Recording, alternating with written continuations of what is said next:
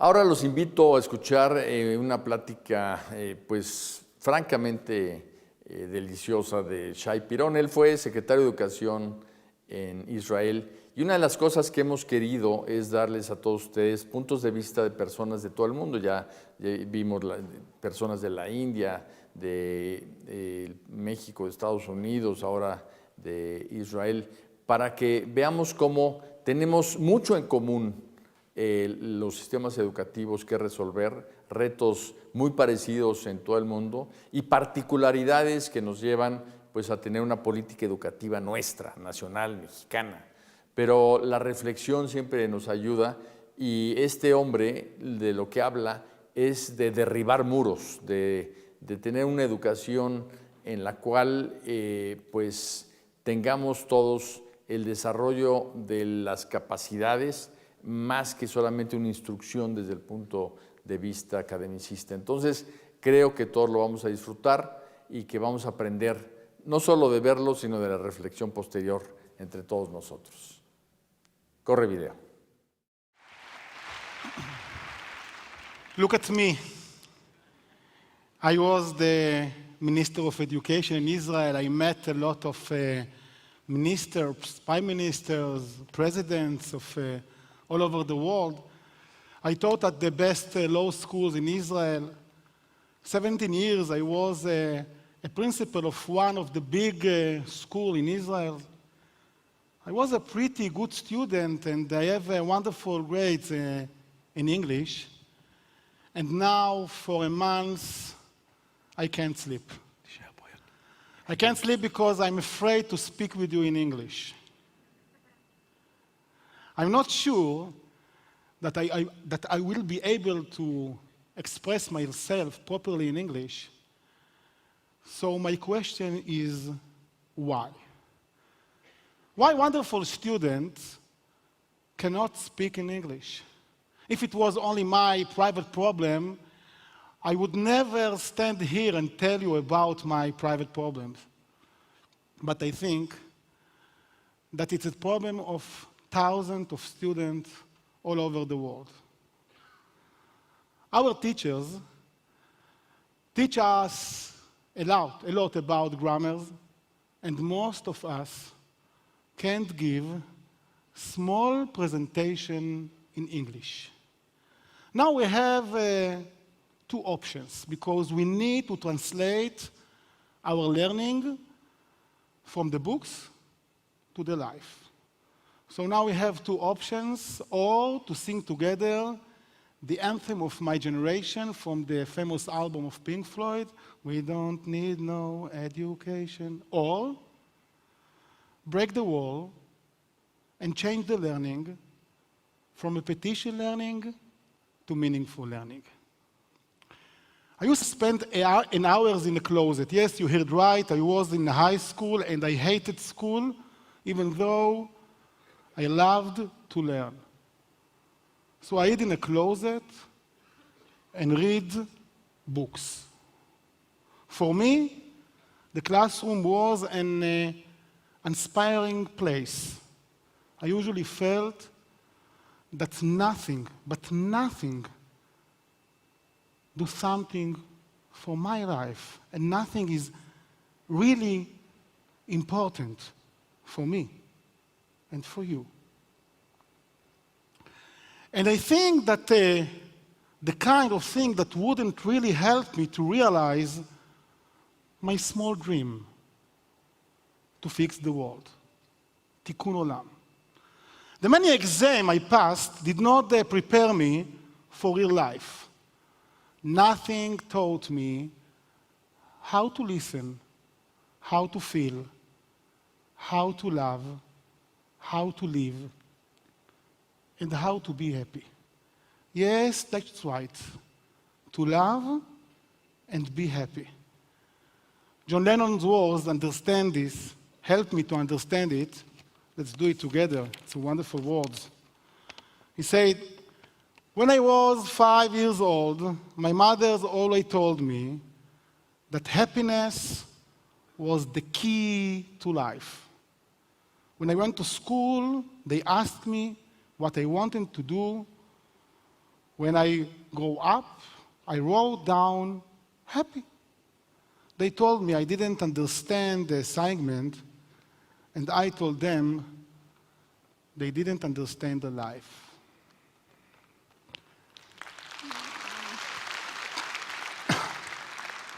To me, my school curriculum was really the bricks that made up the wall. How can you enjoy yourself, be happy, when your school days look like this? This is really my school days from the 80s. What's sad is that today, 35 years later, the world has changed, but education has not. We must believe that change is possible, feasible, and appropriate for every teacher and every student. We must have enough courage to break the wall, and we need a new curriculum for sake of our children.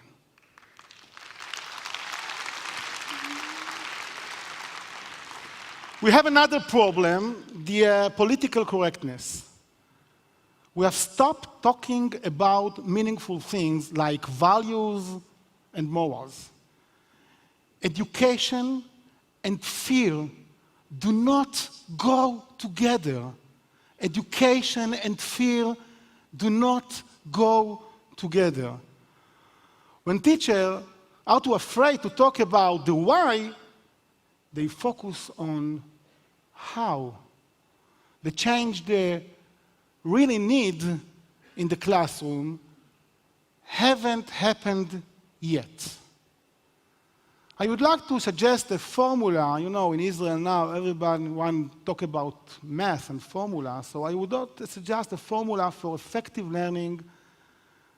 The Israeli professor of education, Yoram Orpaz, behind this formula, and the formula is P equal I plus T. Yes. Successful pedagogy consists of two elements: ideology, questions like what and why, and technology, how to teach. People seek an ideology because they want meaning. Schools have become boring because they are not meaningful place. When I was a boy, my mother taught me literature. Because we didn't learn in our religious school literatures, my mother taught me. So we learned together one of the works by Nobel Peace Prize winner Elie Wiesel. He touched my heart. He touched my heart. My mother suggests me to I write him. So when I was 18, I did. To my surprise, he answered me. After a few letters, he sent me to read Viktor Frankl's book, Man's Search for Meaning. 30 years later, I was the Minister of Education of Israel. I led a major reform that changed the focus to meaningful learning. Thank you, Mother.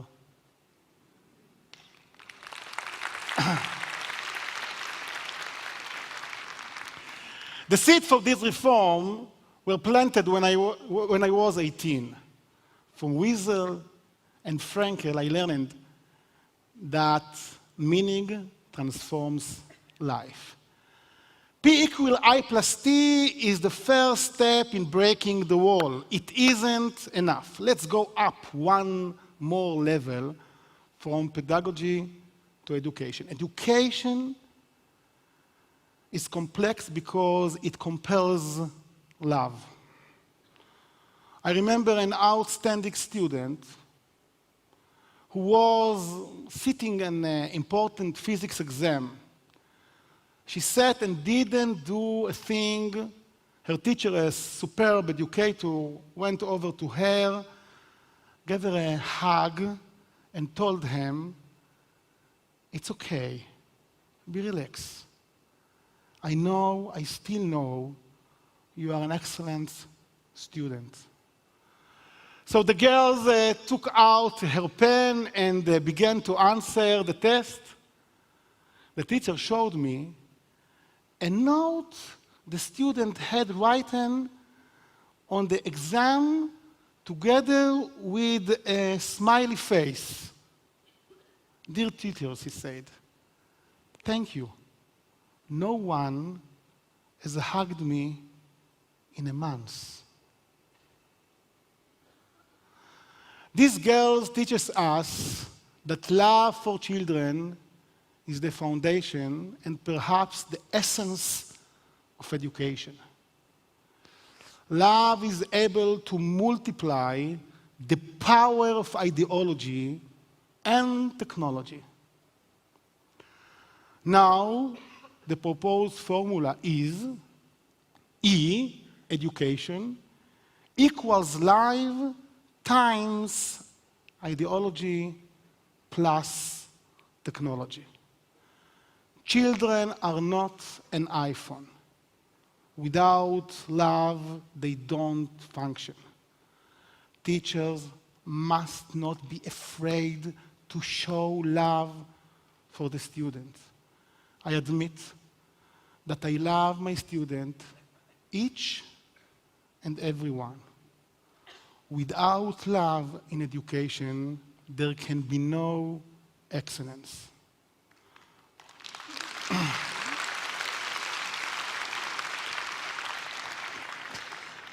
But this still isn't enough.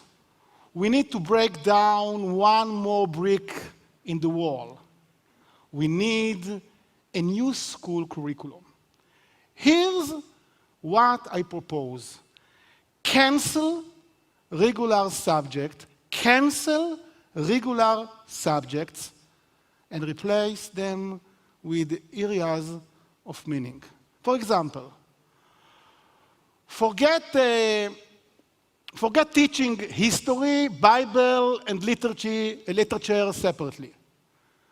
I propose create an area of meaning that we called it now Tikkun Olam. Tikkun Olam, fixing the world in the class. We will use that happened in the past, history, our ideological foundation. For me, it's Bible, but everybody has ideological foundation. And the emotional static literature to create a better future. That's Tikkun Olam lessons. In one of the high schools in Israel, the students realized that the janitor worked at night, so he wasn't able to enjoy an evening out with his wife. So they sent them to a dinner at a fancy restaurant and cleaned the building themselves. For me, this is a homework in Tikkun Olam. For me, this is the kind of lesson they will remember all their life. Another example, a class on body and soul. Combine physical education with nutrition and life skills. And teach the students to be happy and optimistic, like the letter of John Lennon. To be better people. A third area of meaning is household and finance. Students need to know that the area of excellence is not math test. It is how to manage their household and expenses. So we can create a better society. Today in schools, students learn knowledge. At the new schools, they will learn to understand. Today in school, the tests are on paper or computer. At the new schools, I'm proposing the exam will be to implement the knowledge. Today in school, students learn to answer questions. At the new schools, we learn to ask questions. Ask questions. Today, when you graduate, you stop learning. When I was teacher, I was offended when at the end of the year, the students said, "Great, hooray! We have finished learning history." For me, it was strange. I was sure that they had only started to live history. But even this is not enough. It's not enough to pull down the wall. It also depended on you, the parents. The school system is afraid of you, the parents. They all think that you only want good grades. Go, please, go and tell them that you want them to talk about ideology and values. Please go and tell them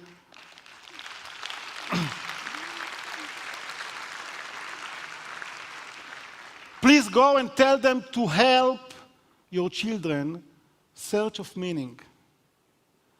Now, education is love multiplied by ideologic plus technology to the power of teachers.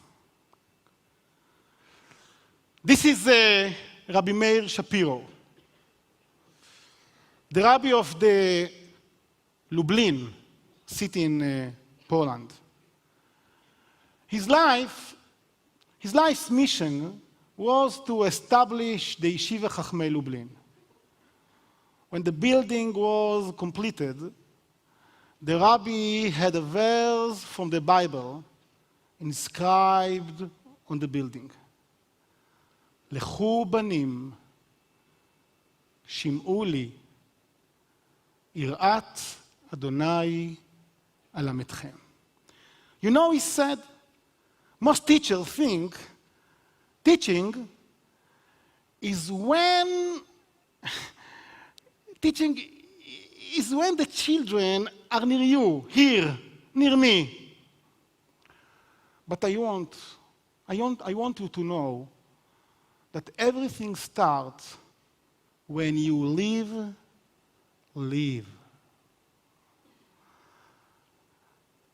I can't think of more precise words to express the vision of every teacher and every parent. Mi haish. Thank you. There is a story I love about a teacher who asked his students how many stars there are in the sky.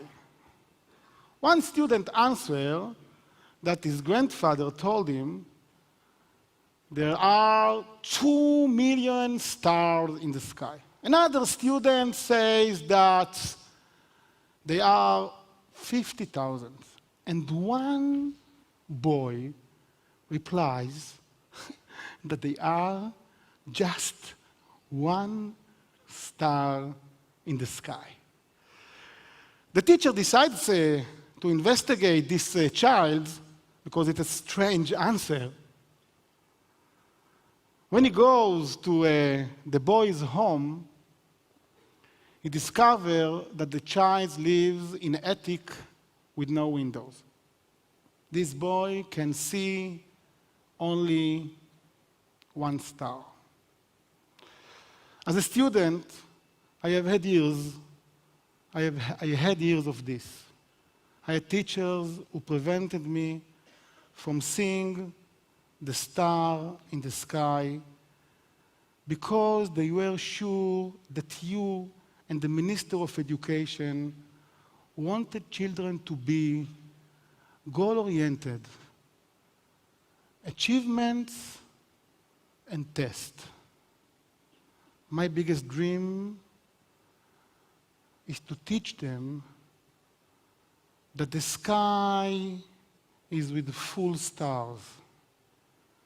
If we let teachers teach area of meaning instead of irrelevant subjects, we will discover that the many stars in the sky are our children.